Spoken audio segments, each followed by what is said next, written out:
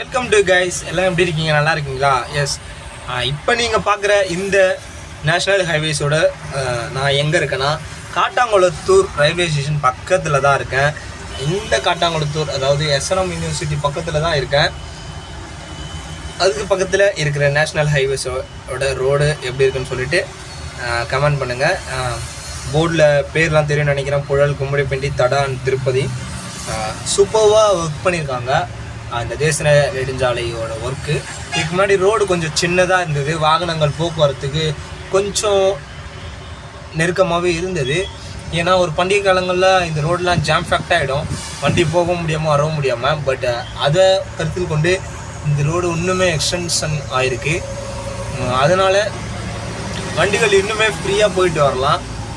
Road பார்த்திங்கன்னா கொஞ்சம் அகலமாகவே இருக்குது. அதுக்கு தள்ளி பக்கத்தில் சர்வீஸ் ரோடும் கொஞ்சம் அகலமாக தான் இருக்குது. அதாவது